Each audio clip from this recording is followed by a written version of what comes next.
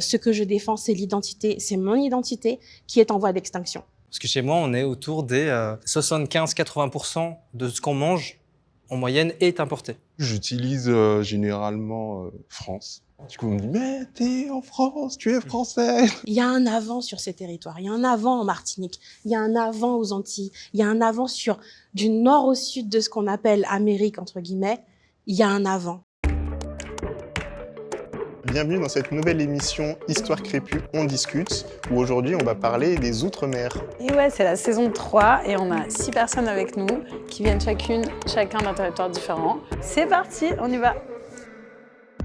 Bonjour, moi c'est Dimitri, j'ai 27 ans, je suis artiste tatoueur sur Paris. Je suis de la Guadeloupe et aussi de la Dominique. Je suis aussi à la tête de Afroderm, l'association pour les personnes noires et métisses dans le tatouage. Donc je lutte pour que les personnes afrodescendantes puissent avoir et savoir leur implication dans le domaine du tatouage, dans l'industrie du tatouage. Salut, moi c'est Jason Temaoui. Je suis né, j'ai grandi à Tahiti, en Polynésie dite française, dans le Pacifique.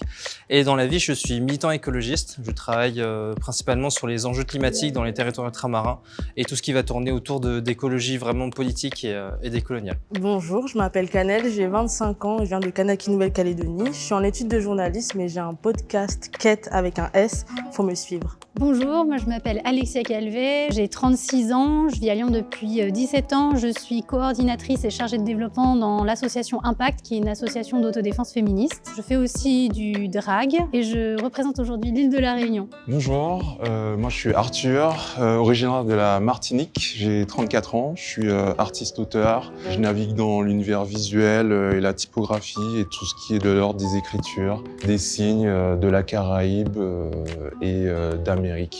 Bonjour, je m'appelle Yuwei, je suis Kalinia Tulewuyu, un des peuples survivants de la colonisation française, et je viens de Guyane française, entre guillemets. Les rôles que j'endosse dans ma communauté sont ceux de Talin Mélonin et Owomatodon. Talin Mélonin, je le traduirais comme poète-écrivaine, et Owomatodon comme activiste et militante. Et je lutte afin que les droits de nos peuples qui sont sur nos territoires soient reconnus et surtout respectés. Je suis arrivée en France métropolitaine à...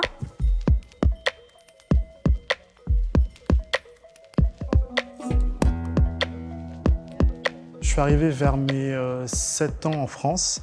Je suis arrivé dans le sud-ouest, donc dans le Périgord. J'ai fait Poitou-Charentes, Libourne, Coutras, Périgueux. Vraiment, on a extrêmement bougé parce que je suis né en Guadeloupe, mais j'ai grandi en Dominique, donc je parlais que anglais. Donc il a fallu m'apprendre le français quand je suis arrivé. Et donc c'était un peu compliqué de trouver des bonnes écoles parce que j'étais le seul noir souvent en Dordogne.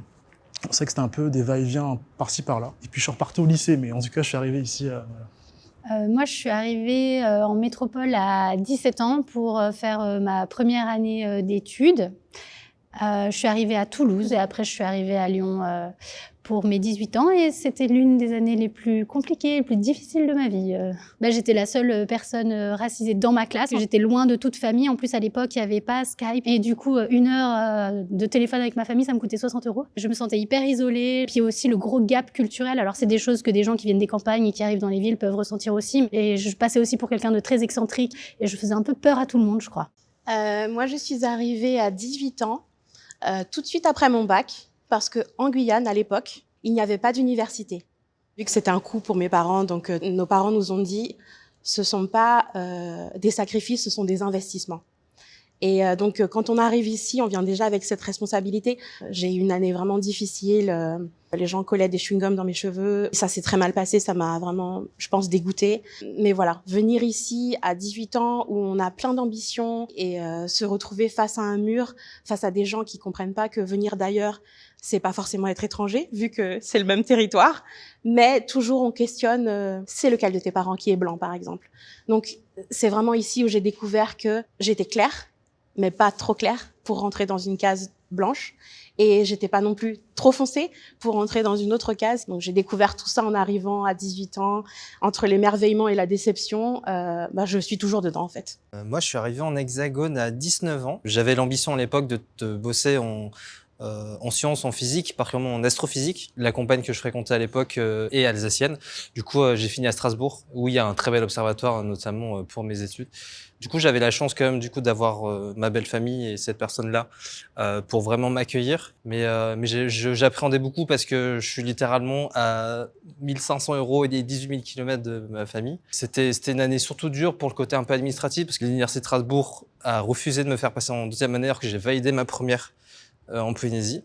Donc j'ai dû refaire une première année. J'ai mis 2 ans pour avoir ma carte vitale. Je me rappelle encore quand j'ai remplissé mes formulaires. Vu que la Polynésie n'est pas un département français, on était dans la case étranger, quoi. Moi, je suis arrivée à 23 ans à Paris pour poursuivre mes études. Et moi, je voulais être journaliste, du coup. Et il n'y a pas d'école de journalisme en Calédonie. Donc, c'était obligatoire de partir. Mais d'un côté, moi, j'avais qu'une envie, c'était de partir, en fait. Parce qu'on est biberonné, je pense, dans les Outre-mer, à nous dire que l'épicentre, c'est la France, la métropole, et qu'un diplôme de France, c'est mieux. Je pense que quand on part de Nouvelle-Calédonie et qu'on part d'aussi loin, parce que c'est 17 000 kilomètres, on intériorise le fait qu'on reviendra pas tout de suite. Et moi, je pensais que j'aurais pas le mal du pays. Je pensais que j'étais tellement excitée de partir que tout irait bien. Et au final, là, ça va faire 3 ans que je suis pas rentrée. Et mentalement, je me dis pas que ça me manque, mais en fait, c'est mon corps qui me le dit que quand je vois des photos de chez moi ou surtout quand je parle de sujets de chez moi, de problématiques, j'ai tout le temps les larmes aux yeux et j'ai qu'une seule envie, c'est que de parler de chez moi et des Outre-mer. Moi, je suis arrivé à 24 ans. Mes études ont duré relativement 4 ans. J'ai pu revenir en Martinique et depuis, en fait, c'est des allers-retours tous les 2 ans, 3 ans. Donc ouais, c'est une relation un peu par intermittence. Je me sens chez moi.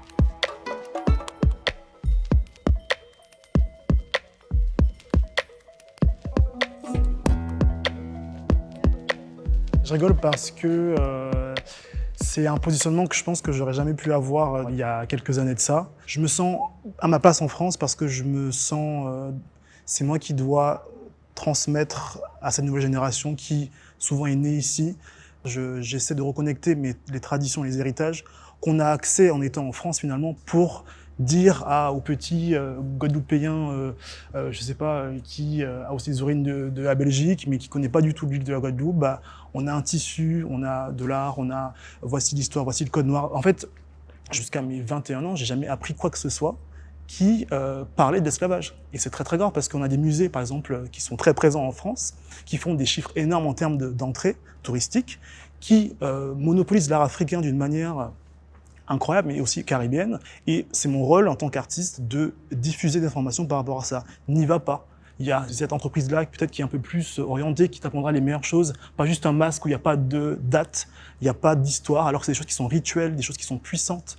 Donc en tant que Caribéen, c'est aussi rappeler aux Guadeloupéens, aux Dominicains qui sont ici, qu'on est aussi africains, on est aussi indien et on n'est pas juste la Caraïbe. Quand tu parlais de l'art qui te permet de te sentir chez toi en France, moi c'est l'art qui m'a permis de me reconnecter en fait à mes origines réunionnaises et indiennes, parce que moi j'ai longtemps eu un rejet de la Réunion. J'avais même honte de dire que j'étais réunionnaise à un moment du fait de ma première expérience difficile associée à des clichés de quelqu'un de mou, quelqu'un de lent, quelqu'un de pas intelligent. Voilà, donc j'étais en mode non, je suis indienne. Et aussi si je me sens chez moi en France, c'est parce que ma communauté à La Réunion, qui est une communauté indo-musulmane, c'est très difficile pour moi parce que je suis queer, je suis lesbienne, et du coup, dans cette communauté-là, c'est pire que pas accepté.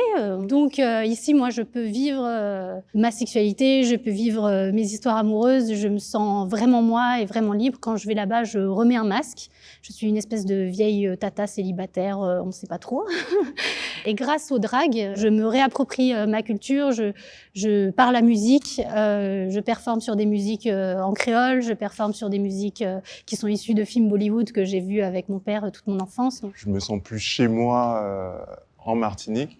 Et en même temps, je connais pas assez le territoire de la France. Je ressens pas cette aisance de marcher normalement. Il y a toujours soit cette crainte, ce questionnement, ce regard. Alors que même en Martinique, même dans des lieux que je connais pas, je suis vraiment à l'aise. Quand je suis arrivé en France lors de mes études, il y avait quand même ces clichés-là que j'entendais. J'étais parti dans l'optique de prendre des coups, d'encaisser, mais parce que j'avais aussi la Martinique derrière moi. Je pouvais en fait me ressourcer, même à distance, Donc le sentiment d'appartenance, c'est la Martinique. Ouais. Moi, je sais que je me dis déjà calédonienne avant de dire française. Donc la France, je le vois pas comme mon pays. Donc je suis très contente d'être ici, mais le sentiment d'appartenance, je sais que je viens de Nouvelle-Calédonie, je me sens calédonienne, je me sens chez moi en Calédonie. Je suis un peu partagé.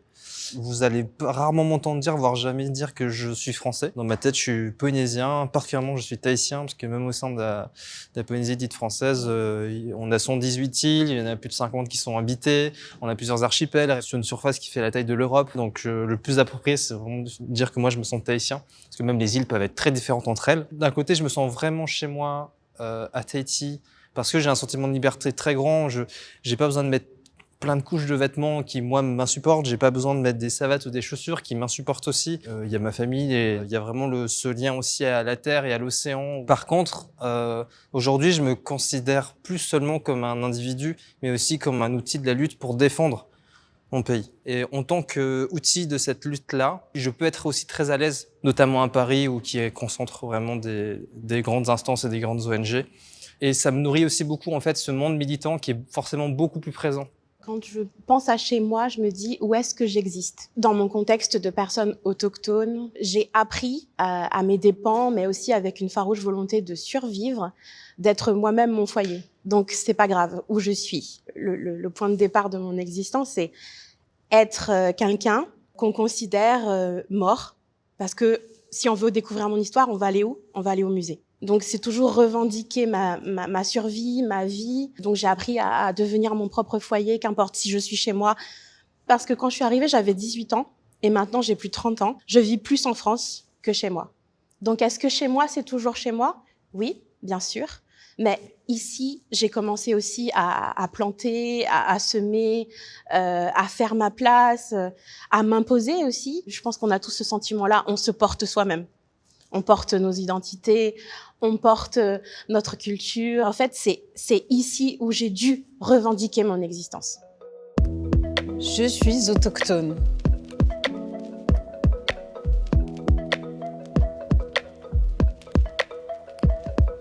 Je me mets au centre parce que je suis métisse. Et pour moi, autochtone, c'est que t'es du peuple premier. Je me mettrai jamais complètement là parce que pour moi, je suis métisse et c'est pas à moi de porter la parole du peuple premier. C'est pas là ma place. Du côté de mon père, je suis martiniquaise kanak et du côté de ma mère, c'est descendant de bagnards corses et de travailleurs engagés indonésiens.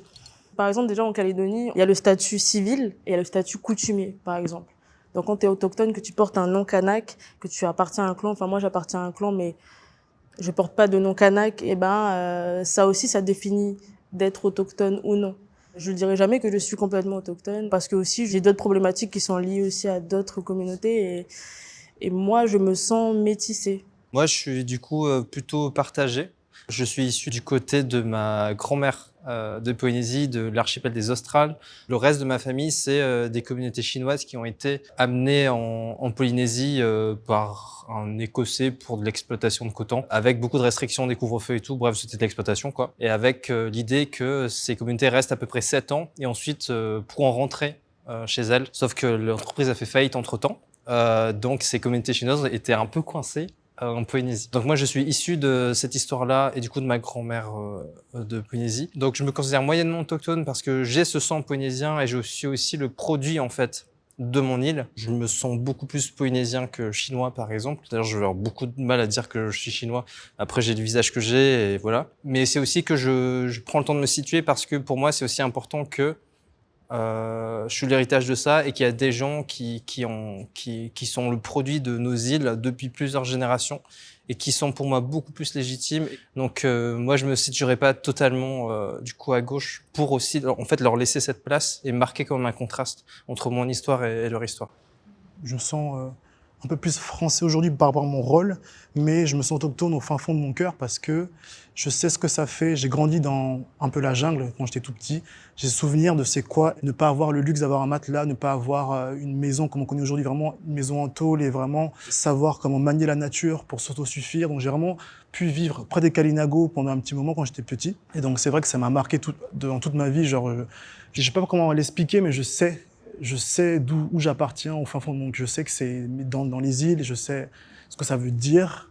Moi, je me suis vraiment rangée ici. Je vois vraiment ça comme une stratégie politique. Parce que comme je l'ai dit tout à l'heure, quand je dis que je suis Kaligna, je suis pas reconnue dans la Constitution parce que je suis française.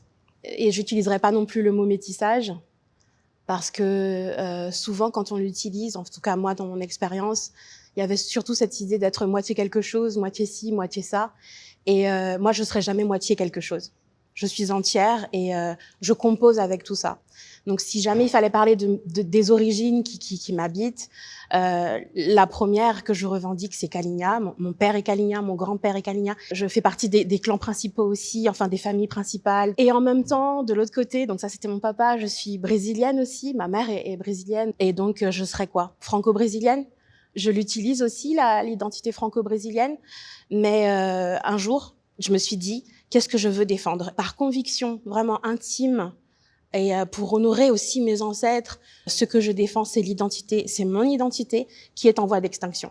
On utilise autochtone, hein, mais on est passé par indigène, on est passé par indien d'Amérique et plein d'autres mots. C'est même autochtone, c'est même pas juste en fait. C'est trop général encore.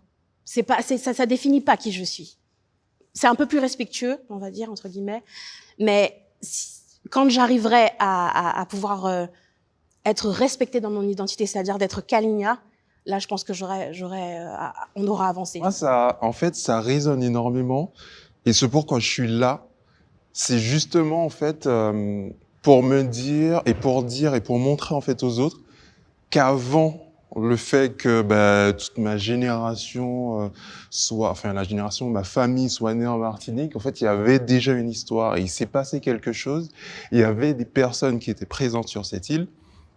Et donc aussi, c'est une posture de dire, en fait, je peux pas me considérer comme autochtone. Et l'idée, c'est de les valoriser. Et c'est un peu ma posture aussi en tant qu'artiste, de me nourrir en fait de tout ce background et cet héritage et ce patrimoine visuel des natifs de la Caraïbe. On le voit dans le créole, dans la façon de cuisiner, dans les usages, dans la façon d'utiliser le manioc, de cultiver en fait la terre. Et plus en fait je rentrais dans l'histoire, plus je comprenais en fait qu'il s'était passé énormément de choses et probablement en fait que je dois avoir un peu de sang, je sais pas, Kalina ou Taïno, je sais rien. Donc je me considère quand même proche, très ancré, mais je peux pas être autochtone. Et du coup, j'ai aussi un peu de mal avec le terme. Souvent, j'utilise natif de la Caraïbe. Moi, je suis bien contente de parler en dernier sur cette question parce que ça va beaucoup nourrir tout ce que vous avez dit. En fait, moi, je viens d'une immigration assez tardive sur l'île de la Réunion qui date les premiers indo-musulmans, ils sont arrivés à la Réunion en 1850. Donc nous, on n'a pas vécu l'esclavage, enfin en tout cas pas à la Réunion. C'est une communauté qui a vraiment fait son trou, qui s'est vraiment bien intégrée dans la société réunionnaise. J'ai un grand-oncle qui a élaboré, parce qu'ils étaient boulangers au début, qui a élaboré un petit pain qui s'appelle le macatia à base de manioc pendant la guerre quand il y avait des pénuries de farine de blé. Aujourd'hui, on peut toujours trouver des macatia dans les boulangeries à La Réunion. J'ai dit, moi, j'ai un pied dans cette communauté qui, elle, a un pied à La Réunion et en même temps, ma mère, elle est vosgienne de métropole. Donc, j'aime pas trop le terme de métis non plus parce que par rapport au contexte réunionnais et à l'esclavage, justement, les métis, ce sont des gens dont on se servait pour faire des ponts entre les blancs et les esclaves. Et j'avoue, c'est compliqué de trouver des termes pour se définir. Mais voilà, moi, je me sens pas autochtone, je me sens pas trop métisse. J'ai beaucoup de travail à faire sur cette question-là et vos réponses m'ont apporté beaucoup de choses. La Guyane, elle est devenue département français, donc 1946, département français. Avant cette francisation qu'il y a eu, il y a eu une volonté farouche de la part de la France de nous éliminer, en fait. Je suis descendante de ceux qui ont été exhibés dans l'ISO humain. Ensuite, mon père est un enfant qui a été au pensionnat. La machine colonisation, là, elle nous a roulé dessus aussi. Et nous, on est devenus français entre les années 60 et 70. Donc, qu'est-ce que l'identité française dans ma vie alors que je suis millénairement Kaligna, tu vois? J'ai appris la langue de chez moi.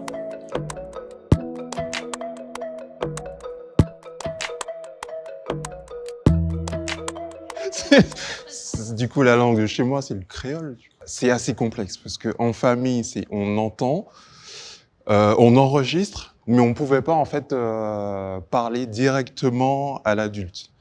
Donc ça se faisait avec les cousins, ça se faisait dans la cour d'école, mais pas dans la classe et pendant les cours. Mais quand même, je vais quand même juste faire un petit clin d'œil à certains instituteurs qui nous apprenaient des chansons en créole. Mais je n'ai pas eu de cours de créole à l'école. Pareil, moi, le créole, je ne l'ai pas appris, en fait. Il est rentré comme ça dans moi, je ne sais pas trop comment, et aujourd'hui, je le parle et je le lis. Mais moi, je n'ai pas appris à l'écrire, je n'ai pas appris l'orthographe. Donc voilà, cette langue-là, je ne l'ai pas apprise, mais je la parle bien et je la parle en famille. Il y a d'autres langues de chez moi, par exemple l'ourdou, qui est la langue en fait de la communauté indo-musulmane qui a immigré du Gujarat.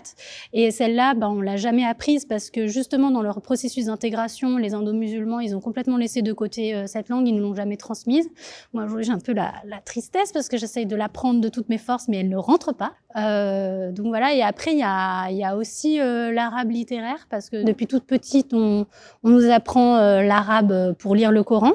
Toutes ces langues-là que j'ai pratiquées en étant petite, ça donne quand même une super richesse parce que ça fait qu'aujourd'hui, quand j'essaie d'apprendre une langue étrangère, je sens que dans ma gorge, il y a des sons que j'arrive à prononcer, que les Français natifs d'ici, ils ont du mal à aller chercher. Donc c'est quand même super chouette, tout ce mélange linguistique qu'on a dans nos îles. Déjà, qu'est-ce que la langue de chez moi? C'est le français, du coup, la langue de chez moi. C'est devenu la langue de chez moi. Je parle plusieurs langues. L'anglais, l'espagnol plutôt à l'école, le portugais plutôt à la maison, et le kaligna, je ne le parle pas. Et ça, c'est ma plus grande douleur. Ça a longtemps été ma plus grande honte, mais aujourd'hui, c'est surtout une douleur et puis un combat interne. Qu'est-ce qu'on peut faire dans un système où, si on ne parle pas de mon histoire, pourquoi on va s'amuser à enseigner une langue qui est considérée comme morte, déjà, voilà. Et mon père était vraiment, je pense qu'il fait partie... comme je vous l'ai dit tout à l'heure, il était en home indien, toute sa scolarité, enfin son enfance. Il est rentré à partir entre 10 et 12 ans, à être battu s'il parlait sa langue, inconsciemment peut-être, pourtant c'est un très grand militant. Il s'est dit, tout ce que j'ai souffert, peut-être que je vais pas le transmettre. Parce que la souffrance, elle se transmet aussi. Et j'ai eu des grandes discussions avec lui, parce que je lui dis, papa, tu imagines, je parle que des langues de colons. Je parle français, je parle anglais, je parle portugais, je parle espagnol. Et elle est où, ma langue? Et je lui dis parfois, dans des moments vraiment très intenses de discussion, je lui dis, papa, est-ce que tu as douté de moi? Est-ce que tu as pensé que j'étais pas capable? Et la seule chose qu'il m'a dite, c'est, tu sais où est le chemin de la maison, tu pourras toujours revenir. Donc, il a foi en moi, et en même temps, moi, je doute. Talent mélonin dans ma langue, ça veut dire celle qui s'exprime dans sa langue. Donc, c'est mon but ultime. J'y suis pas, mais je me dirige là. Même interrogation, la Polynésie c'est grand, il y a plusieurs langues, il y a le Reo Maui, c'est vraiment les langues polynésiennes, et il y a plus ou moins une manière simplifiée, une langue par archipel chez moi, donc à peu près 5. Mais j'entends déjà des gens me dire que non, il y en a plus. Bon, pour simplifier un peu les choses, il y en a 5. Et donc le tahitien, le Reo Tahiti, Reo c'est la langue, Tereo, m'a été apprise à l'école, je me rappelle, en primaire, on nous a appris à compter, dire la date et tout. J'étais très bon à l'époque, mais aujourd'hui, je m'en rappelle pas beaucoup. Je parle des mots tahitiens parce qu'à la maison, on dit certains mots, par exemple, le m'a, c'est le repas, la nourriture. Tamamet hey, dire bonjour, au revoir, merci, je t'aime, tout ça, on l'a. Par contre, je peux pas dire que je parle Reo Tahiti parce que je suis pas capable de tenir une discussion en Reo Tahiti. Bon, pareil, c'est une très grande honte, et en même temps, il y a très peu d'espace en fait pour l'apprendre. L'espace où le Reo Tahiti a survécu, c'est notamment dans les églises chez moi. Et moi, c'est des communautés, des lieux que je n'ai pas fréquentés, donc je n'ai pas été baigné dedans. Une langue, c'est plein de choses, mais en fait, ça traduit aussi une vision du monde. Pour un poisson, on va avoir un nom pour chaque stade de maturité du poisson. Alors qu'en français, il y aura juste le nom du poisson. Et en fait, j'aime beaucoup cette vision du monde de lire notre environnement dans sa complexité et pas la simplifier à c'est ce truc-là, toute sa vie, ça restera ça. Chez moi, on nous appelle les demi, terme très controversé. Les demi, c'est-à-dire en gros les métis, quoi. Et pour les gens comme moi qui sont en crise identitaire, et on est vraiment beaucoup de mon âge qui sommes nés à Tahiti, à se poser cette question-là de est-ce qu'on est même légitime à apprendre cette langue-là? Ça me traverse parfois, mais je veux le refuser parce que je ne veux aucunement donner raison à cette finalité coloniale de on ne connaît pas notre langue et en plus on aurait honte de l'apprendre. Donc ça, je veux au fond de moi le refuser et dans la finalité pouvoir dire que oui, je parle le Reo Maori et je peux discuter avec des gens qui ont aujourd'hui de la génération de peut-être de mes grands-parents. Polynésie et la Nouvelle-Calédonie, il y a beaucoup de points communs. Moi, je parle pas ma langue. À l'école, il y avait l'apprentissage des langues kanak, mais le truc, c'est que moi, je fais l'école à la capitale. En Nouvelle-Calédonie, il y a 27 langues déjà, donc pour faciliter, à Nouméa, on se dit, OK, il y a plus de locuteurs djéou. Donc à l'école, on apprenait le djéou. Et moi, ça m'intéresse pas le djéou, pas parce que c'est une langue kanak, mais parce que c'est pas ma langue. Moi, c'est le adjeu dans le nord de la Grande Terre, et c'est plutôt cette langue-là que j'avais envie d'apprendre. Et je sais que quand je vais en tribu, il y a peu de jeunes, en fait, entre eux qui parlent cette langue. C'est plutôt les vieux qui la transmettent pas tout le temps, ou souvent, comme un peu partout, pour engueuler ou pour dire des grossièretés. Donc, il y a eu cette honte aussi, je pense, de nos aînés, qui ne la parlaient pas. Et parce que aussi, pour s'intégrer, pour pouvoir avoir cette ascension sociale, il faut parler. Il faut bien parler le français. D'ailleurs, même en Calédonie, on n'a pas de créole, mais la langue française qu'on parle, c'est une traduction des langues kanak, qui est pas le français académique. Je pense qu'il y a aussi cette honte qu'on a d'essayer déjà de bien parler le français, donc on se rajoute pas, nos vieux voulaient pas qu'on se rajoute le fait de parler nos langues et du coup d'avoir tous ces freins. Mais moi, j'aimerais l'apprendre, et à l'université de la Nouvelle-Calédonie, ils ont lancé une licence, c'est la licence langue et culture océanienne, où il y a plus de langues, il n'y a pas que le djéou, il y a le adjeu, il y a le païchi. Mais bon, comme je dis, il y a 27 langues et c'est super riche. Et il y a de plus en plus de jeunes Kanaks, justement, qui, quand ils ont vu cette licence, ils se reconnaissent et ils sont en mode trop bien. Mais il y a beaucoup de choses à faire. Moi, comme j'ai dit, je parlais pas français au départ, donc j'ai grandi en Dominique, on parle l'anglais et on parle le créole, donc c'est le créole, mais à la version anglaise, mais quand même qui a du français. Par exemple, pour dire t'as quel âge, on dit en créole martiniquais ou guadeloupéen qui l'âge au, et en dominicain on dit qui l'âge où. Donc en fait c'est très français. Je parle aussi le kokoye et le gypsy. Je sais pas d'où ça vient, mais c'est très présent dans les anciennes des Antilles, le parlent encore. C'est comme des onomatopées, donc c'est des bruits de bouche et qui vont sonner comme doupedapadipidepa. En fait, ça va être ça, mais sur vraiment des minutes et des minutes. Donc j'ai plus appris le créole, je vais dire, par la famille, mais à l'école quand j'étais au bac. Donc je suis retourné en Guadeloupe à mes 14 ans pour faire le bac. Et donc j'ai appris le créole en allant à l'école, donc au lycée. Et il y avait le bac créole. Et du coup, je suis trop choqué. Je me suis dit, c'est pas possible, quoi. Il y a un bac, il y a des livres. Donc là, je découvre tout. Il y a beaucoup des insultes avec les camarades. Donc ça, d'ailleurs, c'est fou parce que le créole arrive bien à exprimer les émotions. Donc c'est très exact. Il y a vraiment des mots exacts pour dire telle rage, telle colère. Là, je peux être enragé comme je veux l'être. Donc j'ai à la fois appris à l'école, à la fois en famille. Mais j'ai beaucoup de langues que personne n'utilise, à part les Jamaïcains, apparemment. Et voilà. Je cuisine les recettes de mon pays.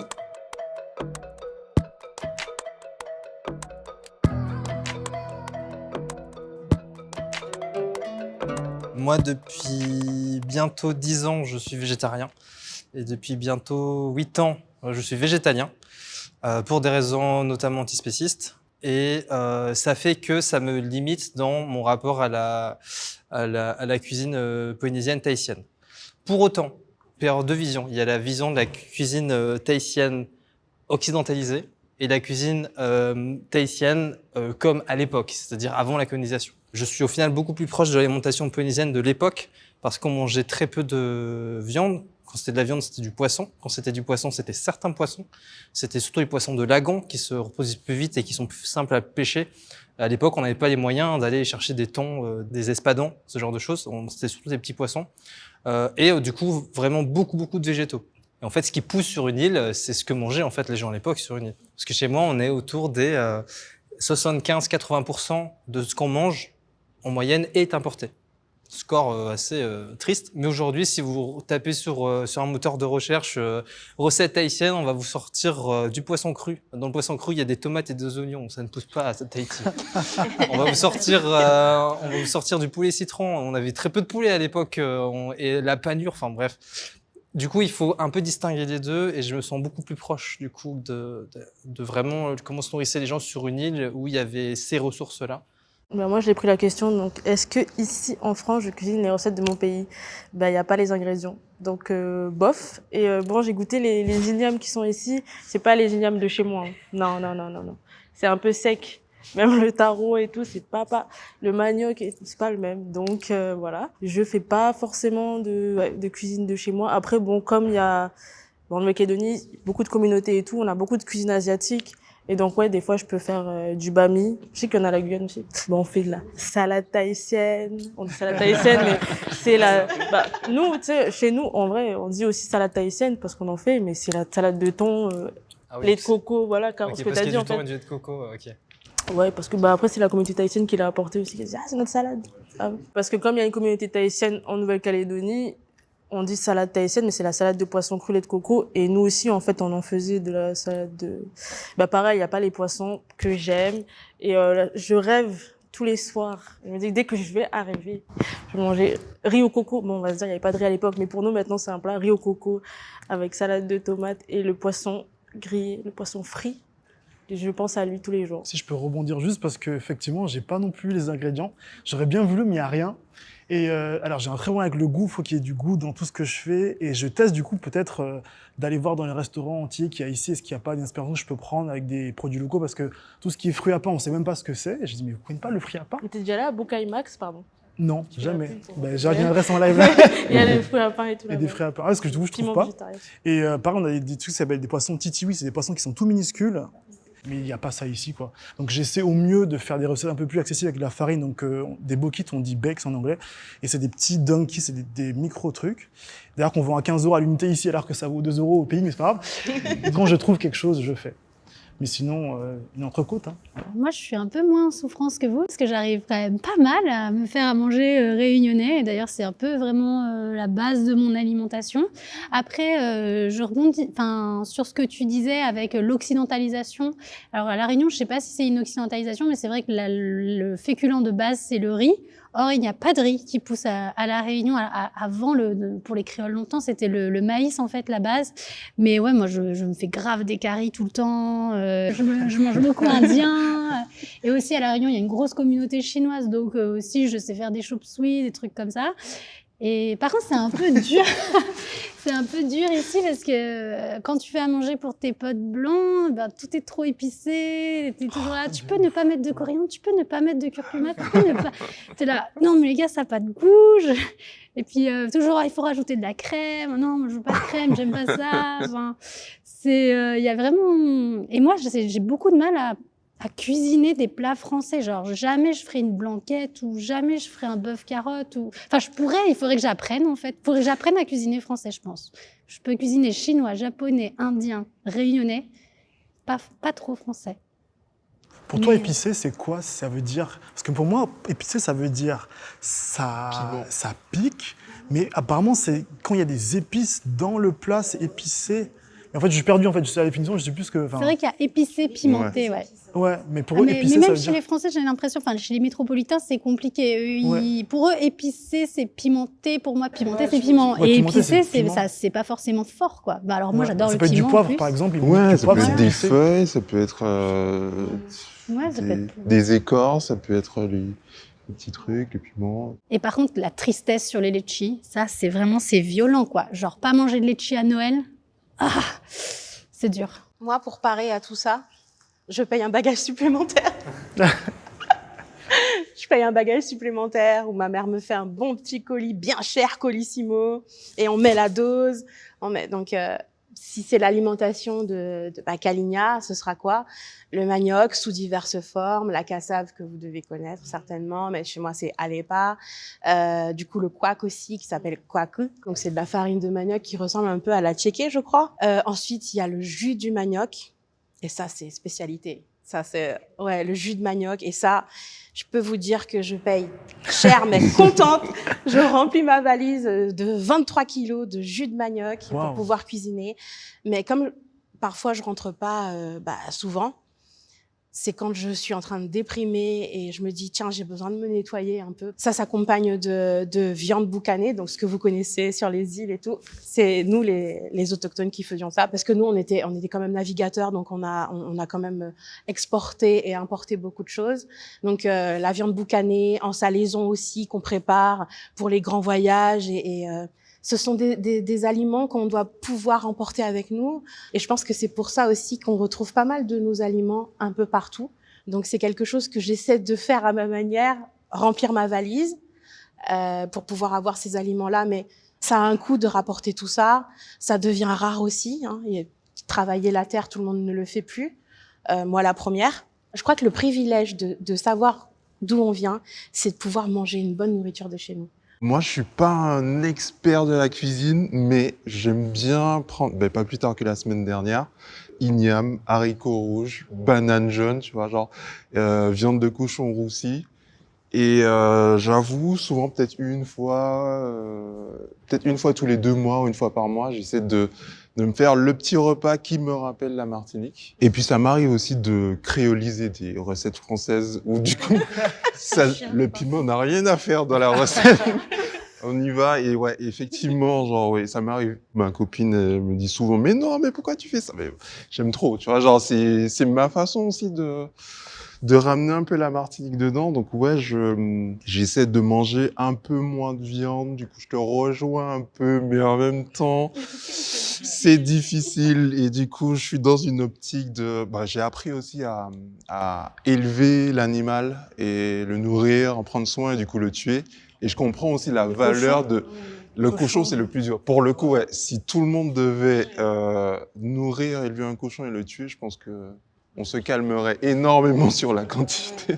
Moi, le chiffre que j'ai en tête, c'est qu'en 20 ans, en Polynésie ou à Tahiti, on a augmenté la consommation de viande de 40%. Donc ça, c'est l'occidentalisation. À la base, il y avait ce rapport à tu vas pas t'amuser à pêcher toute la journée, quoi. Tu prends les poissons que tu as besoin et ça, en quantité dans ton assiette, ça se traduit par un tiers grand max, tu vois, et même pas à tous les repas, tu vois. Une personne qui habite une île va manger au final assez peu de viande. À un moment, il n'y a plus d'oiseaux, à un moment, il n'y a plus de poissons, et encore, il faut les attraper. Nos parents nous ont élevés comme ça par rapport aux différentes problématiques, notamment les périodes de récession, etc., Amiral Robert et tout. Ma mère me dit, il faut que tu apprennes. Si un jour les bateaux n'arrivent plus, si un jour il y a un problème, l'aéroport est bloqué, il va falloir que tu te débrouilles pour manger. Donc, et les protéines, elles sont pas que dans la viande animale. Et sache que là, tu peux prendre des haricots, des lentilles, des trucs. Ça, c'est ça, planté à tel moment. Donc, je l'ai un peu dans la tête, mais je travaille pas la terre en mode autonomie 100%. C'est bien que tu en parles de cette réduction de consommation de viande parce que dernièrement, je me suis vraiment posé des questions quand je vais chez mes grands-parents du côté Brésil où on va préparer la viande de chasse, quoi. Et elle va être consommée là, à cet instant, mais elle va le nettoyer. Il y a tout un processus et tout. Et quand je vais au centre, je chasse au supermarché. Je vois ma petite barquette, je vois la viande. Et je sais pas. Parfois, ça me traverse comme ça. Je me dis, c'est pas comme ça que j'ai appris à manger, en fait. Je me pose la question, est-ce que je deviens du coup végé? Est-ce que je me tourne vers ça ou comment je fais? Je sais que nous, on est chasseurs-cueilleurs, pêcheurs, donc non, la viande, ça fait partie de nous. C'est peut-être après le territoire aussi qui fait qu'on chasse, on pêche. L'Amazonie, c'est grand, hein. Donc, mais en tout cas, ici en France, il faut quand même se poser des questions. Enfin, je sais pas, on consomme pas de la même manière. C'est mal vu d'être indépendantiste.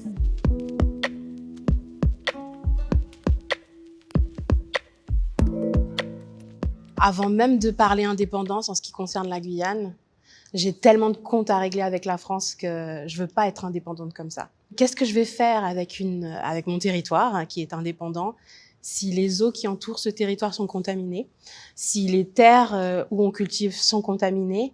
C'est win-win, mais c'est pas pour moi le win-win. C'est la France qui va gagner parce qu'on n'a jamais voulu tout ça, nous. Je pense que l'indépendance qu'on demanderait en tant qu'autochtone, ce serait peut-être pas la même que l'indépendance de cette construction qu'il y a eu après. Je le vois, il y a des mouvements indépendantistes chez nous. Je ne sais même pas s'ils nous incluent, ces mouvements indépendantistes. et c'est ce que je regrette beaucoup d'ailleurs en Guyane, c'est qu'on parle souvent, par exemple, de l'esclavage et de tout ce qui est venu après, et l'avant, on en fait quoi? Il y a un avant sur ces territoires, il y a un avant en Martinique, il y a un avant aux Antilles, il y a un avant du nord au sud de ce qu'on appelle Amérique, entre guillemets, il y a un avant. Et qu'est-ce qu'on fait de cet avant?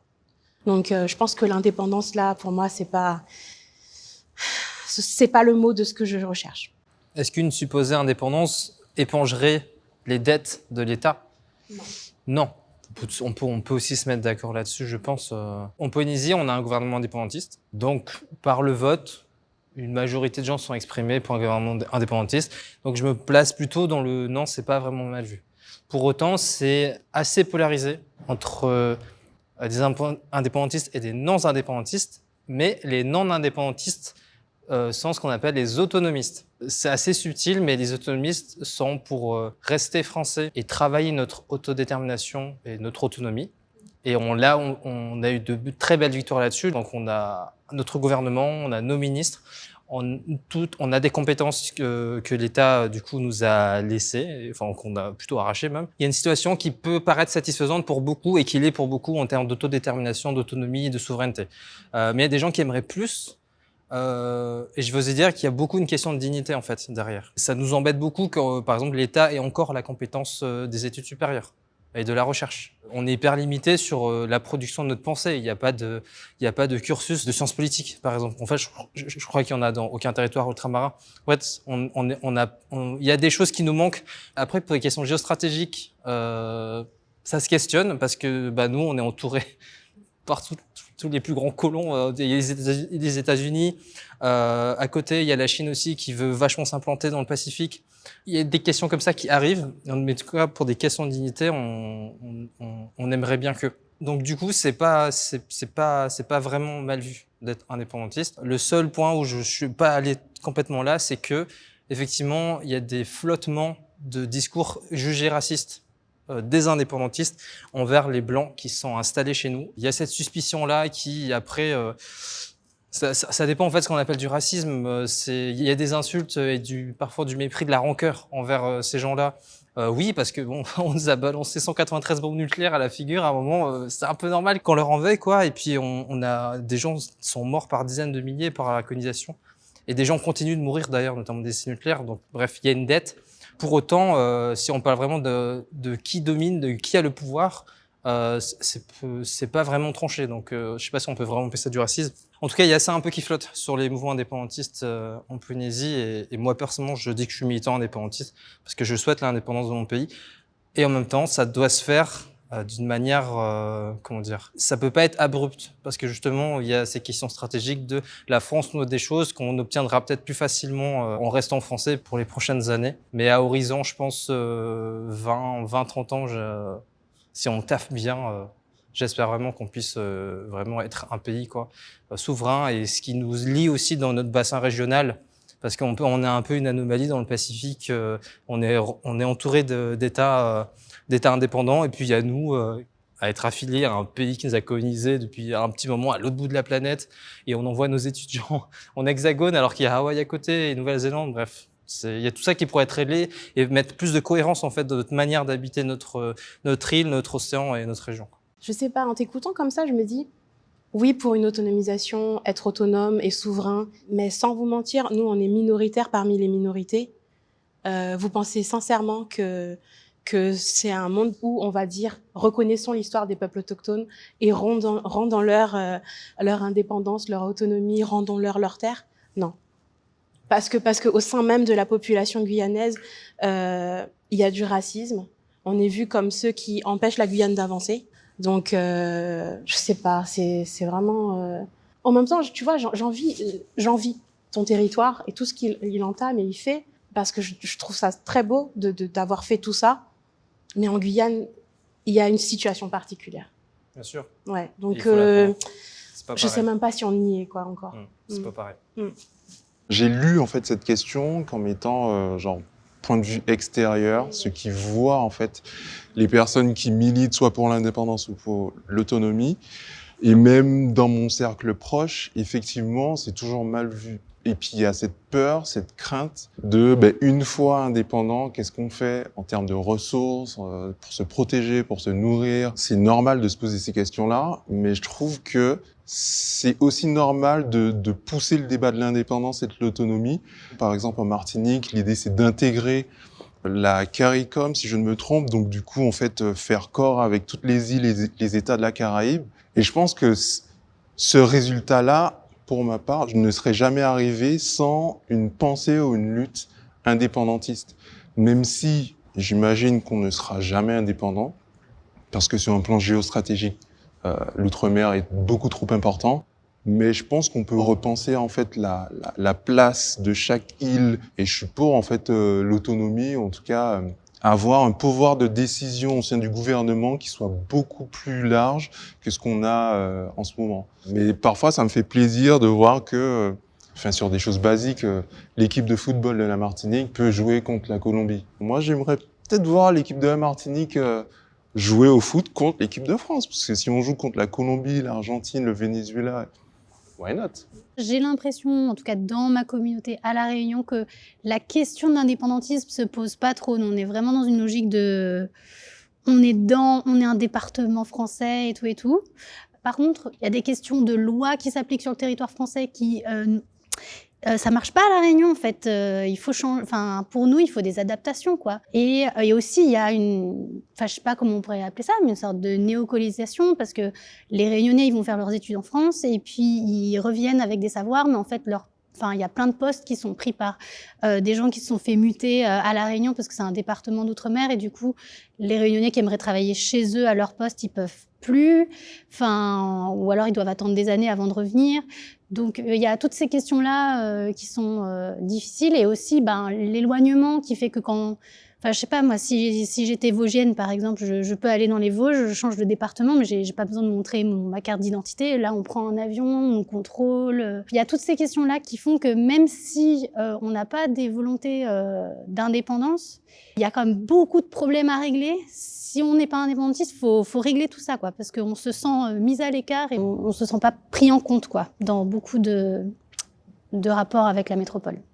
Les Antilles, effectivement, on a peur d'être indépendant, mais est-ce que c'est pas une crainte de se dire, mais la perception qu'auront les autres sur notre peuple va être comment? Parce que finalement, là, on est dans l'équipe de France, on aime bien dire Teddy Riner a fait ci, et puis on aime bien nous acclamer quand on gagne des compétitions de musique, d'athlétisme, dans tous les secteurs artistiques, on est présent. Je pense qu'il faut arrêter de faire l'hypocrite, c'est-à-dire que on a le talent qu'il faut, on a les cerveaux qu'il faut, et on a la logistique qu'il faut. CARICOM existe depuis déjà des années. La Dominique, la Barbade, l'Antique, on a déjà un réseau entre nous. Si on n'a plus la France, on a d'autres moyens d'aller vers, par exemple, Haïti, comme il fait avec l'Amérique. Il y a beaucoup d'Haïtiens qui migrent vers l'Amérique parce qu'il y a un réseau aéroportuaire qui est très présent. Nos aéroports sont principalement en ce moment axés vers tout ce qui est européen. On a quand même plusieurs moyens de niveau économique, niveau agroalimentaire. Il y a quand même pas mal de gens, de façons de transiter, peut-être se rallier avec les parties anglaises des Antilles. D'ailleurs, nous aussi, on a un drapeau en tant que Guadeloupéen. Je suis sur l'iPhone l'autre jour et je tape Guadeloupe et je dis mais c'est vrai, on a un drapeau. On oublie même qu'on a un drapeau, et Martinique aussi, vous avez un drapeau. Et c'est quand même fou que de se dire, mais on est tellement écrasés qu'on commence à se dire, mais qu'est-ce qu'on va devenir sans la France? Et à quel prix, en fait? Je pense qu'il faut qu'on se réveille. Moi, je peux pas parler pour les Antillais parce que c'est vrai que je suis pas sur le terrain autant que certains qui sont vraiment restés en Guadeloupe et qui vivent tous les jours cette pression des prix, ce côté où on est vraiment très serré avec la France, avec le président du conseil régional qui finalement n'a aucun pouvoir presque. Il voit les gendarmes de la France qui viennent donc les oppresser à tout bout de champ parce qu'on les envoie comme si... c'est très fâcheux en fait. Mais je pense qu'on est capable de le faire. Mais la vérité est qu'aujourd'hui on a très peur. Et je peux comprendre. Moi, du coup, j'ai lu la question comment est-ce qu'on le voit d'un point de vue extérieur quand on n'est pas indépendantiste. La Nouvelle-Calédonie, du coup, nous, ou Kanaki Nouvelle-Calédonie, ou Kanaki, justement, c'est tellement flou, on a un statut particulier, unique dans la République française. On est un pays d'outre-mer et on a une souveraineté partagée, déjà. On a même notre place dans la Constitution française, le CEL, ici, l'article 76, 77. Et en Nouvelle-Calédonie, sur le territoire, en Kanaki Nouvelle-Calédonie, chez moi, quand t'es non-Kanak, souvent, le mouvement indépendantiste, c'est vu comme un mouvement irraisonnable, irraisonné, violent, terroriste. Et exactement comme l'Hexagone voit les mouvements indépendantistes, c'est quelque chose qu'on veut pas voir. Même ce qui s'est passé l'année dernière avec les prisonniers qui ont été emmenés à 17 000 kilomètres de chez nous, il n'y a pas encore eu même de jugement ou quoi que ce soit. Enfin, on le voit comment est-ce que la cause indépendantiste et la cause kanak, elle est considérée. Elle n'est pas considérée tout simplement. Donc pour répondre à cette question, quand t'es non kanak et tout, ouais, l'indépendance c'est très très mal vu. On n'en parle même pas. Genre je sais que quand t'es en France, beaucoup de mes amis indépendantistes et kanak qui sont tellement heureux parce que de pouvoir même défiler dans la rue et d'être vus comme juste des personnes qui revendiquent pour leur dignité, pour des droits, comme n'importe qui d'autre le ferait. On les acclame et tout. Au pays c'est pas pareil. Et au pays on parle même pas de ça, tu vois. Entre amis. Si tu sais que y a un Kanak, il y a un Caldoche, il y a un Vietnamien, on va pas parler de ça. On va pas se dire entre nous c'est quoi ton parti. Parce que tout de suite on s'imagine que ça va être violent. Tout de suite on s'imagine que on rentre dans la confrontation et tout de suite ça touche les sentiments. Et je pense aussi parce que notre histoire déjà, elle est encore au stade de mémoire. Notre histoire, on la connaît pas. C'est comme l'Algérie, il y a des pans de notre histoire qui sont encore classés aux archives et qu'on peut-être on les verra qu'en 2050 ou en 2100. Comme Youé a dit, je pense que l'indépendance là maintenant, dans l'état où on est, dans l'état où on nous a laissés. Après le truc c'est que aussi il y a pas mal de partis indépendantistes en Nouvelle-Calédonie qui parlent pas d'indépendance sans la France ou quoi, ou sans partenariat. Nous on parle aussi d'indépendance association et c'est ces choses-là aussi qu'il faut voir. Mais le truc c'est que de mon point de vue, on a toujours un peu cette idéologie de la métropole, en tout cas ce que l'administration, l'État a, c'est qu'on est toujours en dessous. Alors qu'en fait, ce qu'on demande tous, je pense, les territoires, c'est d'enfin être d'égo à égo, en fait. J'ai déjà vécu une catastrophe naturelle.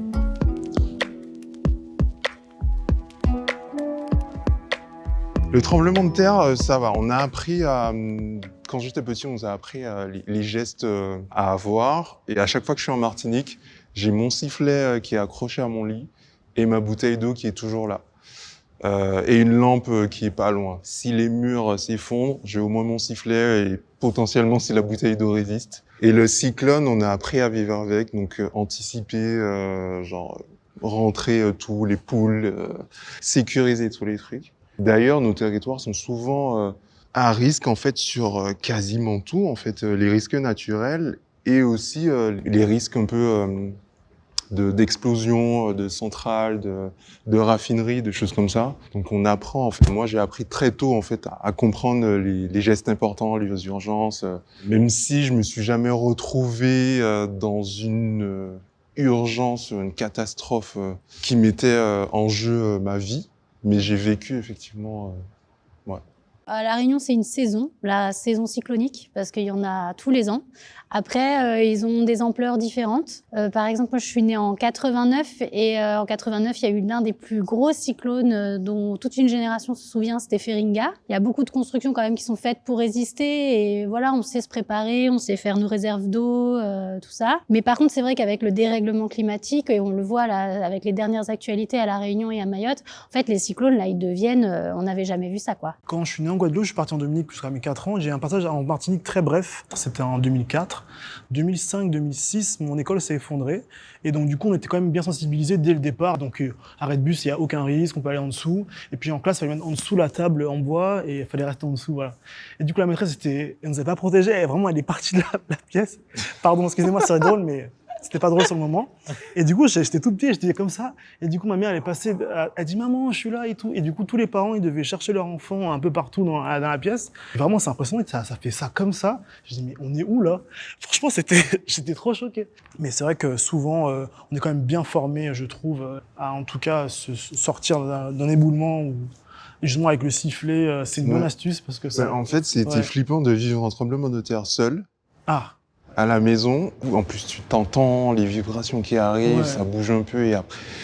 Je pense aux personnes qui n'ont même pas de maison avec des fondations, juste la tôle, là, tu te dis... on ne peut pas assurer un bien qui est tout le temps exposé à des catastrophes, donc c'est particulier de tout perdre, de ne pas pouvoir se le racheter ou de se faire assurer, c'est quand même fou, quoi. Moi, j'étais là-bas et puis je suis venue là parce que je m'en suis souvenue. La Guyane est un territoire quand même relativement stable. C'est pour ça qu'il y a la fusée d'ailleurs, que la France a décidé d'implanter son centre spatial là-bas. Je me rappelle 15 jours, j'étais couchée et j'ai senti trembler. C'était pas non plus une énorme secousse. Simplement, quand je suis sortie et que je suis allée dans la cuisine, j'ai vu le mur fendu. Enfin, il s'est carrément fissuré. Et là, j'ai fait waouh, j'ai appelé ma mère et tout. Et c'est après, parce que c'est passé aux infos, qu'on a dit la Guyane a vécu un tremblement de terre. J'ai tellement considéré mon territoire comme cet endroit stable, comme la France veut le vendre, que quand c'est arrivé, les gens se sont même pas rendus compte, en fait. Mais par contre, il faut savoir que quand même, quand la fusée décolle, ça fait trembler les maisons, ça fait quand même trembler la terre. Et après, inondation, dans le village natal de mon père, où j'ai passé quand même une grande partie de mon enfance, on parle de réfugiés climatiques, parce qu'en fait, il y a l'érosion. Et elle est complètement en train de manger les villages. Mais vraiment, il y a des gens qui sont en train de déménager. Mais pour aller où ? Je suis sur mon territoire, mais comme je n'en ai pas la souveraineté, ni la propriété, ni rien, ben, je suis condamnée, en fait. Quand on était petits, on était un peu contents quand il y avait les cyclones parce que pas d'école. Et puis le lendemain, tu joues dans l'eau et tout, et c'est trop cool. C'était cool, voilà. Mais en vrai, quand j'étais au collège ou au lycée, il y a eu un cyclone qui a été quand même très dévastateur. Et en fait, avec la mine et même la colonisation, énormément d'exploitation de la terre, bah il y a de moins en moins d'arbres, donc pour retenir les terres, il y a eu de gros éboulements dans la commune en plus de ma grand-mère, et il y a eu beaucoup de morts, et ça a choqué tout le monde aussi parce que on est habitué au cyclone, mais celui-ci, et surtout qu'il y ait des éboulements, des inondations, et que ça change complètement, même toute la rivière, parce qu'à chaque fois qu'il y a des inondations, et ça par contre, quand on était petit, on aimait beaucoup moins ça, ça change le lit de la rivière. Et les rivières où t'adores te baigner tout le temps, bah non, elles deviennent toutes plates, toutes plates, très peu profondes. Après, pour les incendies, on a aussi ce problème en Calédonie. Pour la chasse, par exemple, les chasseurs utilisent le feu pour chasser le gibier. Aussi pour les champs, pour nettoyer, sauf qu'on a des arbres qui sont extrêmement abrasifs comme le niaouli, et ça fait des dégâts. Et tout le temps, on a ce qu'on appelle les feux de brousse. Ça touche aussi beaucoup de tribus, et bah ça tue notre flore. Déjà qu'elle a été vraiment transformée avec la colonisation, même avec les espèces qu'on a introduites, comme on a introduit le cerf. Enfin, nous on dit cerf, je sais qu'ici on dit cerf. C'est une espèce qui, en fait, ils mangent les végétaux dès qu'ils sont tout petits. Et donc les arbres n'arrivent pas à repousser, et ça change tout. Même si les chasseurs adorent chasser le cerf, c'est dévastateur. Voilà. Il y a ma mère qui aimait bien me raconter ça, que vraiment mon grand-père les attachait au poteau de la maison, attachés, pour justement pas s'envoler, parce que visiblement il y a le toit partait souvent, quoi. En tout cas, de mon vivant, je suis né en 96, il n'y a rien eu de tel qui est arrivé, en tout cas que moi j'ai vécu. On a eu des cyclones qui ont fait des dégâts sur d'autres îles, parce qu'encore une fois on est très très grand, sur des îles notamment des archipels des Tuamotu. Des inondations, on en a vécu aussi pas mal, des incendies. Juste, je pense qu'il est important de préciser là, c'est que tout ça est notamment dû au fait que ce qu'on appelle la catastrophe naturelle, ça arrive, mais vraiment la résilience de nos écosystèmes a été vachement altérée par nos modes de vie d'aujourd'hui, et donc la colonisation. Un exemple que j'aime bien, c'est que on a planté des dizaines, voire des centaines de milliers de pins de Caraïbes, qui sont des pins qui poussent tout droit pour l'exploitation forestière, pour ensuite les couper et faire tout ça.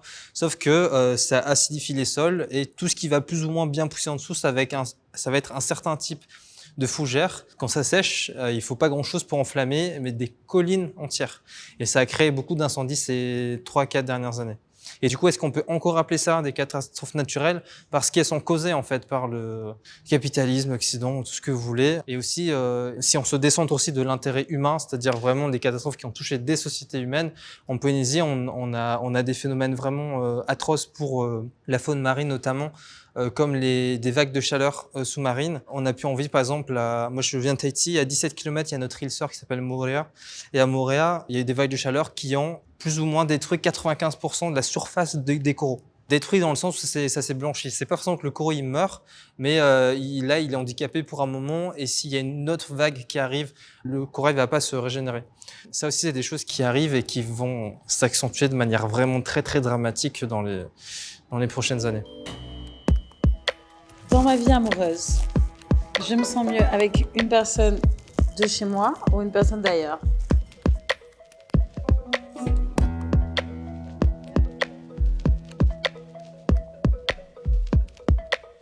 En fait, j'ai pas vraiment eu l'occasion d'avoir une relation amoureuse avec une personne de chez moi. Je suis partie très jeune. Même inconsciemment, et peut-être consciemment aussi, on se méfie de celui qui nous ressemble. Il y a tellement de préjugés, des fois c'est justifié. Par exemple, nos communautés, la colonisation en rentrant, elle a quand même injecté des vagues de violence domestique, par exemple. Des vagues de violence aussi envers les enfants. Donc, si je suis Kalinia, est-ce que même maintenant, je me demande, est-ce que je saurais composer avec celui qui me ressemble? En fait, j'ai pas eu l'occasion de le vivre. Et comme je suis mariée à une personne d'ailleurs, je compose autrement aussi. Je suis dans une relation quand même qui a plus de 10 ans. C'est une personne blanche, donc moi, ça m'est arrivé de lui demander est-ce que tu sais que t'es blanc? Donc, je rentre aussi dans ces discussions très sérieuses où je lui demande est-ce que tu te sens bien? Est-ce que tu comprends ma lutte? Comment tu veux te poser? Par exemple, l'idée d'avoir des enfants. Mon père aussi, il me dit c'est fou que tu défendes autant la culture, notre peuple et tout, alors que le premier des combats, c'est d'avoir des enfants pour qu'on puisse perdurer. Et là, je me retrouve parce qu'on n'est pas nombreux, en fait. Vu qu'on n'est plus nombreux, les autres, dans ma communauté, tout le monde est ma famille. Donc, je me suis peut-être inconsciemment, mais maintenant c'est très conscient, tournée vers une personne d'ailleurs. On arrive à des moments où on va vraiment se poser des vraies questions. L'argent. Qu'est-ce qu'on peut construire à deux? Avoir des enfants? Être proche de sa famille ou pas? Moi, je fais tout avec ma famille. Je les appelle tous les jours, même à 8000 kilomètres, alors que lui, pas du tout. Et je sais qu'il y a eu des moments où il se demande est-ce que ta famille passe pas avant moi, quoi. Et ça fait mal aussi de se dire ça. Est-ce que c'est ça qu'on veut tisser avec l'autre? Mais en tout cas, si c'est égoïstement en parlant de ma personne, je me sens mieux aujourd'hui avec quelqu'un d'ailleurs. Mais en même temps, c'est mitigé parce que j'aurais tellement voulu connaître ça, partager ma langue avec la personne, ne pas me dire l'autre c'est peut-être mon ennemi, tu vois. J'avais pas forcément envie de tirer spécialement sur les gars de chez moi. Mais je pense que... Mais, ben oui. Pardon s'ils me regardent. Mais je pense qu'on a énormément d'améliorations à faire au niveau de l'égalité homme-femme et de nos masculinités. Parce que je pense que avec la colonisation, il y a eu le modèle du cannibale, du barbare, du violent. Et je pense que ça nous reste et qu'on l'a intériorisé et que ça s'est diffusé sur toutes les communautés en Nouvelle-Calédonie où on a une virilité qui doit s'exprimer par la violence. Et je me rappelle que quand j'étais plus jeune avec mes copines, quand on parlait de gars et tout, on disait toujours, moi, faut que mon gars, il sache se battre. Et s'il sait pas se battre, vas-y, laisse tomber. C'était l'une des caractéristiques principales, quoi. Et les expériences que j'ai eues, du coup, avec des gars de chez moi, elles ont été... J'ai ressenti ce que c'était le patriarcat, j'ai ressenti ce que c'était d'être une femme dans le patriarcat. Et ça a été des expériences assez douloureuses. J'avoue que moi, j'ai mis un peu cette étiquette de, pas un gars de chez moi et je veux voir ailleurs et je veux voir d'autres masculinités. Bon, ça veut pas dire que je tire complètement sur les gars de chez moi mais je pense juste qu'on doit s'affranchir de tout ça, on doit s'affranchir des modèles coloniaux dans lesquels on continue de s'enfermer, qui finissent par nous plaire. Parce que je vois beaucoup de jeunes garçons qui aiment ça, en fait. Finalement, qui finissent par vouloir exister à travers la violence et vouloir exister à travers la domination de la femme. Et je pense que, je me suis mis, est-ce que je serais mieux avec quelqu'un d'ailleurs? Moi, je pense surtout, j'ai besoin de quelqu'un qui ait conscience de toutes les problématiques qui découlent de la colonisation. Et le plus, c'est ce que j'aimerais, quelqu'un de cultivé, qui soit proche de la nature, qui aime la nature, voilà, pourquoi pas. Je peux juste rebondir sur les enfants, parce que tu as parlé des enfants. C'est très important. J'ai un fils avec une ancienne relation. C'est quelqu'un qui vient de chez nous, enfin de chez moi. Donc elle n'est pas guadeloupéenne, elle vient de Marie-Galante, donc c'est dans les îles qui sont collées à la Guadeloupe. Je suis actuellement avec quelqu'un d'autre, donc qui est d'ailleurs complètement, donc je dirais que j'ai les deux visions. C'est-à-dire qu'il y a une vision où je me sens à l'aise avec quelqu'un déjà de mon ethnie et qui est de mon île, parce que du coup, il y a des problématiques qu'on comprend mieux. On sait comment subsister dans la pauvreté. On peut vivre avec un rien qui est quand même très propre aux Antilles. Et quand il y a un enfant, effectivement, c'est lui la priorité, etc., etc. Mais d'un côté, le niveau moral, en fait, il est moins mis en avant. C'est-à-dire que moi, je suis quelqu'un qui est peut-être sur le spectre de l'autisme, je sais pas. Je suis hypersensible, ça c'est sûr. Et en fait, j'ai des besoins moraux qui sont... C'est une usine. Donc en fait... J'ai des problèmes de communication, donc je communique pas sur mes sentiments. Et la personne en face, généralement, non, puisqu'en tant que personne noire, on a beaucoup de problèmes avec les psychologues, on ne veut pas avoir de psychologue, tout ce qui est traitement. Alors là, mais t'es fou, on n'est pas des fous, nous, on n'est pas dans ça. Et donc, c'est un peu un déni collectif. Et donc ça c'est ça qui a mis le stop à la relation, c'est que on valide pas nos émotions, on valide pas ce qui se passe en fait à l'intérieur. Et donc, c'est très compliqué avec quelqu'un, en tout cas, qui est vraiment une famille anti-S pure, qui a toujours vécu dans ça, de sortir un peu de ce spectre-là pour chercher de l'aide, communiquer ce sentiment. Bah là, je me sens pas très bien. Je pense qu'il y a un truc qui va pas, faut que j'aille voir quelqu'un. Et donc maintenant, je suis avec quelqu'un qui est d'ailleurs, mais donc il y a des choses un peu plus traditionnelles qui me manquent, mais qui peuvent s'apprendre. C'est-à-dire que tout ce qui va être de la cuisine. Alors ça, c'est un grand sujet. Parce que j'ai un palais qui est très, qui comprend que le goût, et tout ce qui a pas de goût, pour moi, c'est pas bon, et je vais le vocaliser très vite. Et donc, ça m'est beaucoup arrivé avec les personnes d'ailleurs. Je dis pas qu'ils savent pas cuisiner, mais c'est juste qu'il y a des choses, voilà. Et aussi, par rapport au respect des anciens. Alors, j'ai l'impression que tout ce qui est Europe, alors les anciens, on s'en fout. On leur parle n'importe comment, on les tutoie direct. Nous, on a un respect envers les anciens qui est très présent aux Antilles. On ne peut pas, même si on pense du mal de quelqu'un qui est plus vieux que nous, on le salue. Et si c'est une femme, tata. C'est un homme, oncle. En fait, on va toujours vocaliser ça, même en étant tout petit. Donc, je pense que je me sens vraiment entre les deux bateaux. Mais voilà, je pense pas qu'il y a un qui se vaut plus que l'autre. C'est juste qu'en fait, il s'agit d'être un peu caméléon avec les relations et d'amener les choses avec délicatesse. Je crois que je suis en clash total avec tout ce que tu viens de dire. Ah, wow, let's go. Genre, moi, je parlais de ma position de personne lesbienne, féministe. Dans ma communauté, en tout cas, indo-musulmane réunionnaise, c'est une identité qui ne peut pas exister. Donc forcément, je vais me retourner vers des gens qui viennent d'ailleurs. En plus de tout ça, moi, le couple monogame, c'est vraiment un modèle, c'est plus possible. J'ai beaucoup testé ce modèle-là. J'ai récemment compris que c'était plus pour moi. J'ai une position très particulière dans ma famille parce que je suis un enfant qu'on dirait adultérin et ma mère était la maîtresse de mon père. Donc déjà, mon père, couple monogame, bof. Ma mère, un peu pareil, elle a jamais eu un seul homme dans sa vie. Donc finalement, moi, mes modèles, ils ont jamais été monogames, familiales, tout ça. J'ai jamais eu mes deux parents sous le même toit. Donc c'est vrai que c'est pas une façon dont j'ai envie de vivre. Je me suis longtemps aussi mis dans l'hétérosexualité obligatoire, enfin automatique en tout cas. Et maintenant, j'ai enfin compris que non, en fait, j'aime les femmes et j'ai envie de vivre avec des femmes. Et donc tout ça, ça a beaucoup révolutionné ma façon d'être amoureuse et de créer des relations avec les gens. Et j'ai envie d'avoir plusieurs sources d'affection. Et ça me stresse d'être la seule source d'affection de quelqu'un parce que justement, ce couple, à faire face à deux dans la vie, pour moi, c'est pas assez deux, quoi. Il faut du collectif, il faut qu'on soit plus. Moi, j'ai vachement aussi une famille choisie aujourd'hui, dans ma communauté queer, tout ça, dans mes amis, et mes ex font partie de ma famille. C'est vraiment les personnes qui sont les plus proches de moi, avec qui j'ai envie d'acheter des maisons. Enfin, bon, bref, voilà. Et ensuite, donc c'est un peu bizarre, hein, voilà, mais il faut créer des nouveaux modèles, comme tu as dit. Là-dessus, je te rejoins 100%. Et par contre, j'ai rencontré dans ma vie de polyamoureuse une personne donc, qui est bretonne, mais qui a été adoptée et qui vient d'Inde. Et en fait, du fait de nos origines, de comment on est perçu, en fait, on se retrouve sur des choses. Et là, on partage un vécu dans la société française vis-à-vis de notre visage, de ce à quoi on nous ramène sans arrêt, qui est hyper précieux et qui est hyper rare. Donc, les personnes d'ailleurs, oui, mais les personnes avec qui on a des choses auxquelles se raccrocher, quoi.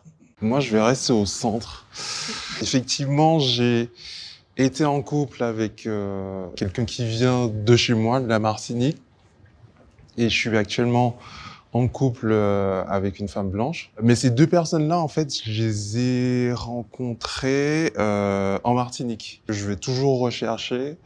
C'est de la bienveillance et en fait que cette personne puisse être assez ouverte d'esprit. En fait, si elle vient pas de ma communauté, assez ouverte d'esprit en fait pour observer, regarder, étudier, comprendre en fait d'elle-même et s'intéresser en fait. Et en fait, avec la personne avec qui je suis en couple, typiquement, elle ne parle pas créole, mais elle va comprendre. Et en fait, dans cette optique-là, je me dis, non, on veut pas d'enfant, mais si jamais on a un enfant, je me dis, ok, si je suis avec lui ou si un jour je meurs, il sera assez en sécurité en fait pour avoir un deuxième parent qui va faire en sorte de continuer à lui inculquer en fait cette part de cette culture martiniquaise et caribéenne. Moi, je me sens mieux avec la personne qui qui embrasse ma culture, tout comme je vais embrasser sa culture. En fait, je vais parler avec mon frère et ma sœur en onomatopée. Enfin, on va faire une phrase avec 2 mots dedans et puis plein de chips, de machin. Et en fait, elle sera à l'aise avec ça. Elle sera pas genre, oh, mon Dieu, mais c'est qui ces gens? En fait, toutes ces petites choses qui font la singularité en fait de nos peuples. Je pense que si cette personne est ok avec ça, c'est cool. Après, pour revenir à ce que tu disais, le rapport homme-femme, etc. Moi, j'ai grandi en mode, ouais, je veux la femme martiniquaise. Faut qu'elle coche en fait toutes ces cases. Et du coup, en fait, je pense que ça répondait aussi à, en fait, je veux le mec martiniquais, tac, tac, tac. Donc, en fait, et je me suis dit, c'est peut-être pas sain de se dire, en fait, si tu n'as pas tous ces critères-là, pour moi, tu n'es pas, genre, la femme martiniquaise et du coup, je peux pas. Et je pense que je suis sorti de cette vision-là. En fait, quand j'ai commencé à faire les allers-retours entre la Martinique et Paris, et je me suis dit, peut-être il faut que je commence en fait à changer mon regard et ne pas non plus forcer la femme martiniquaise à rentrer en fait dans cette case-là, dans cette boîte et tout. D'autant plus qu'une femme martiniquaise peut être blanche. Et là, ça repose un autre débat. Qui est martiniquais ou pas? Est-ce que tu dois avoir la peau noire ou pas? Nanana. Cette dynamique de déconstruction m'a amené en fait à voir en fait la complexité de nos peuples et en fait la richesse qu'il y a. Et bon, forcément, je suis pas avec une femme caribéenne, mais moi, je peux la laisser avec mes cousins et ma famille. Moi, je suis à l'aise. En fait, j'ai pas peur, tu vois. Genre, j'ai pas ce poids à porter de est-ce qu'elle va être bizarre ou faire un truc raciste ou non. Je suis en totale sécurité et moi, ça me va. Je sais que moi, plus jeune aussi, dans mes... j'ai parlé de tout mon métissage, même si on a remis en question le mot métissage. J'avais cette crise identitaire aussi de pas me sentir légitime nulle part. Et du coup, dans mes compagnons, je me disais, bon, si je suis avec un Kanak, et ben là, tout d'un coup, je me sens rassurée dans mon identité, je me sens plus Kanak. Et du coup, plus jeune, j'allais me tourner plus vers des Kanaks. Au final, là, maintenant que je suis plus en accord avec ma propre identité et ce que je suis, je recherche plus forcément une culture et une identité, voilà. Bon, moi, globalement, je suis vraiment confortable avec, peu importe d'où vient la personne. Juste, quand même, je me positionne à ce que je me sens mieux. Parce qu'il y aura vraiment des facilités. Je pense qu'avec une personne qui viendrait d'ailleurs, il y aurait un travail de construction relationnelle vraiment supérieur. Notamment dans, vraiment de notre manière d'habiter le monde, quoi. D'être très roots, de manger avec les doigts, de pas être trop hygiéniste. Je pense que c'est possible avec n'importe qui. Juste, avec une personne de chez moi, ce sera un peu plus simple, voire plus simple tout court, quoi. Et en vrai, parfois, ça peut être très pénible pour moi de devoir expliquer d'où je viens, de me situer tout le temps. Après, il y a toujours du racisme ordinaire parfois, et moi, ça me fait tilter. Et si je peux m'éviter tout ça, je m'évite. Pour moi, ma relation aussi, c'est un espace safe parce que elle fait en sorte de tâter le terrain, de le préparer, tu vois, genre pour éviter que quand je vais dans sa famille, qui est en fait c'est donc en fait elle monte aussi au cas où il se passe des choses parce qu'en fait toute sa famille étendue n'est pas au fait de tout ce qui de toutes ces luttes et de toute cette déconstruction. Et je pense que le fait de l'avoir rencontrée en Martinique fait qu'en fait elle a vu par elle-même et en fait j'étais pas là à lui raconter mais tu sais en fait il se passait ça nanana. En fait il y a vraiment une posture un peu proactive de sa part. Je ne porte pas le poids de devoir raconter, militer, tu vois, genre à l'intérieur de mon couple. Tu vois. Et comme elle est aussi féministe. Il y a un truc qui me fait tilt, et là c'est mon côté féministe. Nous, quand on va parler de se sentir bien, je crois que vous l'avez tous entendu, c'est la violence qu'il peut y avoir dans les relations. Et de pourquoi on choisit pas forcément une personne qui nous ressemble. Et là, je vous écoute, vous êtes quand même bien pépère. Il n'y a pas le mot violence dans votre... pas dans la même violence physique qu'on peut ressentir ou la violence qu'on a de l'autre, de l'homme, en fait. C'est aussi une des raisons pour lesquelles je vais pas choisir quelqu'un de chez moi. Donc, je suis pas à l'aise, en fait, de vous entendre là et de parler de tout ce que vous exposez, se sentir bien. Là, regarde, elle est féministe, donc elle va tâter le terrain. Il y a beaucoup de la femme qui doit faire, en fait. Et vu qu'on est tous dans cette situation d'être ultramarins et donc de venir d'ailleurs, ce serait bien que vous ayez ces réflexions aussi, parce que nous, on porte un poids énorme en tant que femmes racisées et la violence, ça fait quand même partie de notre quotidien. Et de pas l'entendre dans votre bouche comme ça, cette violence-là, tu vois, qu'on peut avoir de l'homme, moi, ça me fait mal parce que, je suis féministe, mais je me dis, on a encore du boulot, tu vois. Donc, c'est bien de parler d'amour et tout. Alors, en C'est un peu vous deux, c'est-à-dire que on a cette vision aussi, enfin la femme, l'homme doit être de certaine manière également, et quand on ne fit pas ces cases-là, on est soit, comme ils aiment bien dire, homosexuel, c'est très simple, ou soit on est bizarre. Et c'est ce qui m'arrive, c'est-à-dire que, en fait, il y a certaines personnes comme moi qui sont un peu trop avec des pincettes, et mais en fait, des fois c'est trop. Et donc en fait, il y a des personnes qui sont pas du tout violentes, même de nature. Et pour moi, c'est même pas une question, c'est-à-dire que pour moi, je ne jamais, parce que j'ai été élevé comme ça dans le respect, avec ma mère qui me dit quand même, tu touches jamais aux femmes, et puis direct, jamais. C'est même pas une question dans ma tête que je puisse lever la main sur une femme ou même verbalement l'agresser. Mais du coup, je fit pas non plus dans la case que certaines antillaises, par exemple, voudraient, c'est-à-dire quelqu'un qui, oh oui, et puis moi, et puis bon, c'est cool, mais après finalement, il leur faut des fois une sécurité au niveau du comportement et comment l'homme il va agir. Mais il faut aussi que l'homme se dise, bah, je peux être comme ça, mais il faut pas non plus que j'aille trop loin. Donc, je pense que c'est beaucoup trop complexe, en fait. On peut pas juste tout mettre gentil, méchant. Je pense qu'il y a parce que souvent on peut être bloqué sur le physique, à qu'est-ce qu'il va dire, mais finalement dans sa tête ou dans ce qu'il va ressentir ou ce qu'elle va ressentir, ça peut se contredire. D'ailleurs, c'est pour ça qu'on a besoin des fois de chercher de l'aide pour vocaliser ces choses-là, parce que dans cette petite tête-là, il y a beaucoup de choses qui se passent et je pense qu'on se rend pas assez compte. Touche au fait aux questions de l'intersexualité, parce que voilà, on est toutes des personnes racisées. Il y a des femmes, il y a des hommes. Être un homme noir parmi les hommes blancs, on est infériorisé. Être une femme noire parmi les hommes noirs, on est infériorisé. C'est important d'être vigilant à tous nos privilèges quand on est un homme. Et l'intersexualité, c'est un truc auquel il faut qu'on fasse très attention tous. Après, moi, j'ai pas trop envie de dire que l'homophobie, c'est quelque chose qui se passe plus dans les dom-toms et dans les outre-mer qu'en métropole, en fait. Parce que c'est pas vrai. Mais la réaction est peut-être plus agressive. J'aimerais quand même... Ah, je suis pas sûre. Mais moi... Et je pense que c'est l'insularité aussi quand même qui intensifie beaucoup. On est tous concentrés peut-être, non? Et qu'on n'a pas beaucoup de modèles, pas beaucoup de représentations, et qu'on s'enferme tout le temps dans les mêmes modèles. Parce qu'il n'y a pas de représentation, quoi. Comme des modèles queer, bah justement, j'avais un ami réunionnais qui est gay, qui disait, bah, c'est quand je suis venue à Paris que j'ai pu vivre mon homosexualité parce qu'il n'y a pas de représentation à La Réunion. Voilà, tu parles de célébrité quand tu dis représentation ou juste de personnes... Non, juste de voir autour de toi des personnes qui font autrement, de les voir heureux, de les voir... dire juste que c'est normal, quoi. Et c'est vrai que moi aussi, bah, j'ai beaucoup d'amis aussi gays de Nouvelle-Calédonie et que c'est vraiment quand ils sont arrivés à Paris que pareil, ils ont pu... Parce que chez nous, c'est tabou encore, parce qu'il y a vraiment l'image de l'homme viril à laquelle il faut ressembler. Au lycée, on avait vraiment l'homme, il devait avoir des locks, une T-Max, une sacoche, une banane Lacoste, tu sais, la petite sacoche qu'on met là. Est-ce que t'as la serviette aussi? Ah, c'est un petit peu là, voilà, et puis là, t'étais bien. Hein. Du coup, j'ai fait pousser mes cheveux, j'avais des locks de 8 ans, j'étais dans la norme parfaite. Mais c'est fou parce qu'en ne faisant rien, juste parce qu'on ressemble à ça, ah bah c'est bon. Et quand on est un peu à côté, quand on est un peu plus habillé, on se met en chemise ou un truc, mais qu'est-ce qu'il fait là On va dire vite, c'est un truc de blanc. Ah, tu mets des chaussures comme ça. Ça, je l'ai eu tellement, alors que c'était genre, j'avais pas, tu vois, genre l'uniforme du Martiniquais type.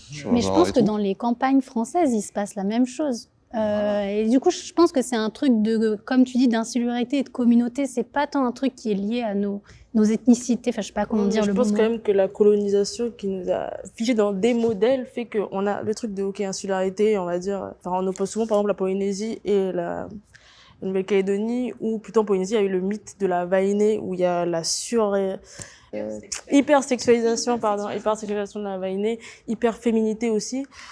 Où du coup, par exemple, les femmes polynésiennes, elles vont être plus à l'aise à en fait être très féminines et à aimer en fait être très féminines, alors que nous en Calédonie justement, au contraire, c'est compliqué pour une femme kanak d'être féminine, il y a beaucoup de pudeur dans la communauté kanak et quand tu sors de ça, ben t'es critiqué aussi, et surtout quand par exemple t'es une femme noire, quand t'es métisse, ça va, c'est plutôt accepté si tu t'habilles de façon très féminine, mini-jupe et tout, on va moins te critiquer, mais si t'es une femme noire, oh mon Dieu, on va se foutre de toi, on va dire vas-y, elle est noire comme un cul de marmite, enfin, et on reste encore dans beaucoup de ces modèles. Mais pour revenir à ce que tu disais, je pense qu'on plus que ce qu'on peut revoir dans les campagnes et tout, c'est vraiment tout le contexte colonial qui continue de nous suivre et qu'on n'arrive pas à...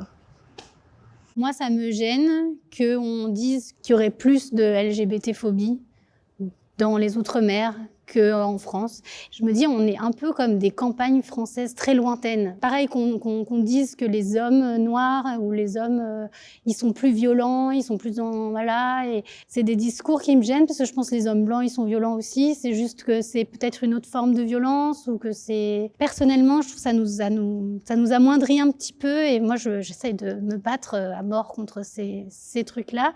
Mais tu as raison quand tu dis, je trouve que la colonisation, c'est peut-être la colonisation qui a créé ce cliché de l'homme noir violent. Ou... Je crois qu'on est une génération qui peut penser.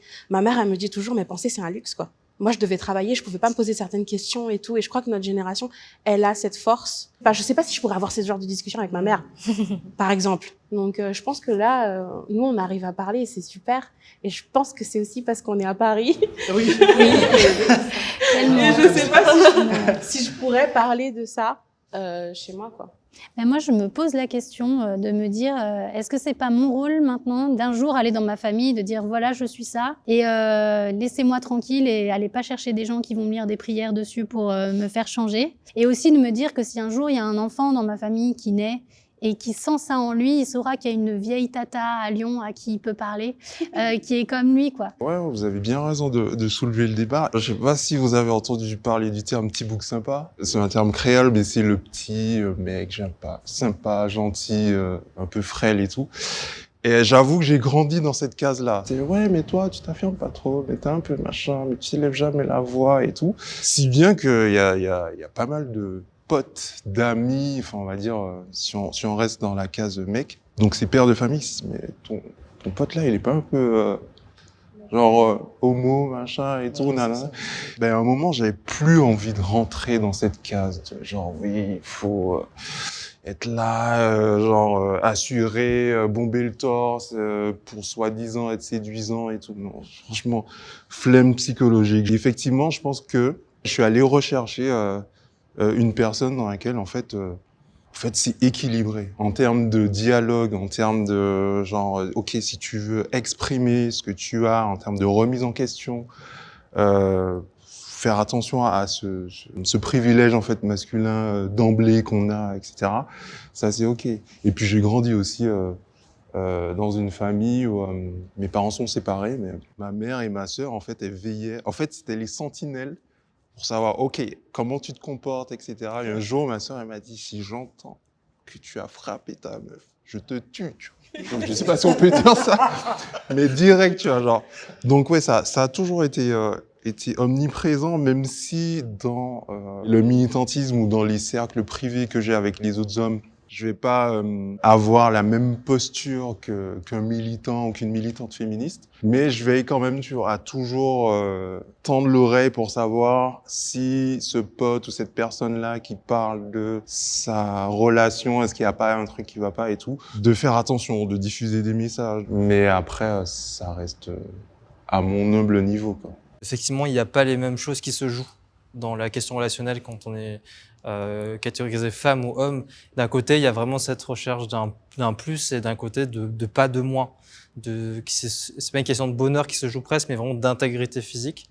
Et la responsabilité de ça, elle se joue forcément du coup des personnes privilégiées dans cette situation-là, dans des gens d'hommes. Pour moi, la question que je ressors de ça, c'est comment est-ce qu'on utilise ce privilège-là de pas avoir à se poser cette question-là pour que un jour, plus personne n'ait besoin de se poser cette question-là, quoi. Mais ça peut vouloir tout rien dire. C'est là que nos intimités sont politiques. Nos relations amoureuses et nos relations entre nous, elles sont hyper importantes en fait. Je suis à l'aise avec le mot métropole.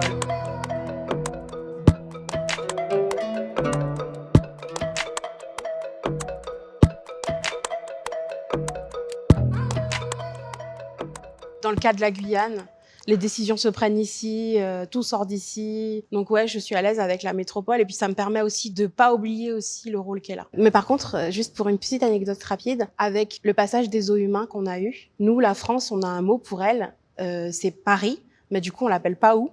Et donc ça existe dans ma langue. Donc je peux nommer la France autrement que la métropole. Moi, le mot métropole, on va dire, je l'ai banni parce que je me dis c'est un des mots à décoloniser. Et donc j'ai pas envie de dire la France, la grande France. Moi, je dis l'Hexagone, du coup. Je suis à l'aise avec le mot métropole, oui, totalement. Après, j'avoue que j'ai appris le mot très tardivement, donc je fais le mec, mais je sais pas du tout ce que ça voulait dire au départ. Parce que du coup, on dit France métropolitaine, mais je dis, mais qu'est-ce que ça veut dire? Et du coup, j'ai cherché un petit peu. Je suis à l'aise avec ça. Autant que je suis à l'aise avec les mots caraïbes, qui veut dire cannibale, finalement, on utilise caraïbes comme si c'était normal, mais en fait, c'est très mauvais. Mais on s'est réapproprié le mot caraïbe, mais tout comme la métropole, donc du coup, je pense que les deux, on peut faire un consensus et accepter les deux, quoi. Moi, pas vraiment à l'aise parce que, justement, par rapport à ce que ça signifie, c'est vraiment un peu à l'opposé de vraiment la colonie. Et pour moi, c'est un peu admettre qu'on a une colonie, d'appeler l'Hexagone la métropole. Donc, c'est pour ça que du coup, je l'appelle l'Hexagone. Et en même temps, je suis pas totalement à droite parce que ça permet aussi de visibiliser qu'il y a un rapport de pouvoir contre lequel on doit lutter. Donc ça reste important de quand même le garder en tête. C'est pour ça que je reprends pas forcément si une personne va dire métropole. Et aussi en fait sur le terme aussi France, que la France c'est l'Hexagone plus les autres territoires. Et quand on dit je suis en France, tu peux très bien être en Guyane française et dire je suis en France. Tu es sur le sol français. Quand je le dis ça. Il y a un truc qui te loge dans ma tête, mais techniquement, c'est ça. C'est pour ça que pour moi, c'est aussi important d'utiliser vraiment le mot hexagone pour là-bas. Et en même temps, je veux aussi considérer que il y a des gens que ça gêne pas. Moi, ça me gêne quand je suis chez moi, de dire, oh là, je suis sur le sol français, ça me fait vraiment chier, vraiment. Non, je suis chez moi, c'est la Polynésie, c'est Tahiti. Mais je considère aussi que des gens, pour elles, c'est l'extension de la France et ça leur va. Parce que chacun prend sa position sur justement sa philosophie indépendantiste, autonomiste et tout ça. Et j'accueille aussi que des gens considèrent ça. Moi, je suis assez à l'aise avec ce mot. J'aime bien l'employer quand je suis entourée de personnes blanches. Quand ils disent la France, je dis ouais, la métropole, ouais. Pour leur dire exactement comme tu dis, pour visibiliser le fait que en fait la France c'est pas que l'Hexagone, en fait elle s'est appropriée des territoires et maintenant il faut qu'elle les assume. Parce qu'à la Réunion on a peut-être un rapport moins indépendantiste, mais du coup on veut que la métropole elle nous reconnaisse mieux, elle nous considère mieux, elle adapte ses lois à nous, que ce soit moins cher nos denrées alimentaires, que voilà. Donc métropole c'est pour moi une façon de rappeler aux Français tout le temps faites gaffe là, vous n'êtes pas Pensez. J'avoue que j'ai un trauma avec le terme métropole parce que quand j'étais petit, je jouais à des choses, je voulais commander ou alors avoir accès sur Internet et on te dit non, uniquement France métropolitaine. Et toi, tu fais partie de genre eux là-bas derrière. Et du coup, cette frustration s'est transformée en trauma et du coup, j'aime pas du tout ce terme. Du coup, j'utilise généralement France. Un peu pour piquer aussi les gens. Du coup, on me dit, mais t'es en France, tu es français.